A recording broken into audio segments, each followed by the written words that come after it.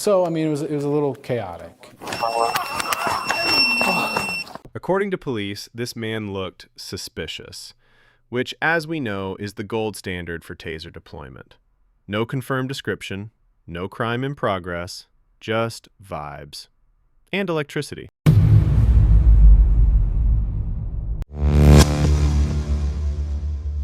New body camera video shows the moment Northport police tase and arrest the wrong suspect. I'm Northport community correspondent Hunter Walterman. I first told you about this last week. Now, I followed the story and got the video you're about to see. So, I mean, it was a little chaotic. A chaotic chase that ended with the wrong man in handcuffs. How do I run it? Northport police say officers were searching for a man wanted on assault charges, and they thought they had him. Cover your heads! But as they approached him, the body cam video shows the man run away from officers. Come on, man. Until police used a taser to bring him down.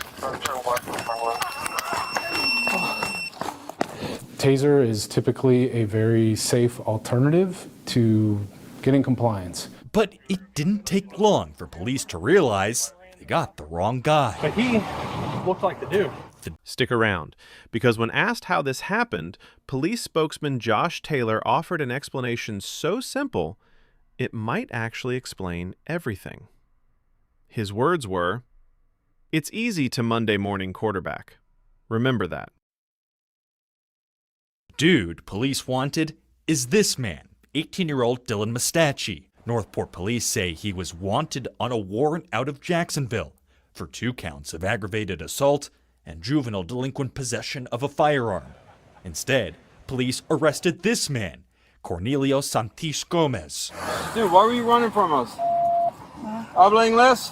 A police report says Gomez told officers he ran because he believed we were with immigration and coming to deport him. Court records show his immigration status is unknown. Police say he'll be charged with obstruction for running. Por qué run? Huh? Por qué run? Police did eventually find the man they were looking for. He was arrested in Jacksonville on Friday. Police tell me they investigate every time an officer uses force. It's easy for us to Monday morning quarterback after the fact, but in that moment, we were going after somebody who's has known to commit violent crimes. The man officers tased wasn't the suspect. He says he ran because he feared immigration enforcement. Police say they weren't immigration, but the wrong man was already on the ground in cuffs.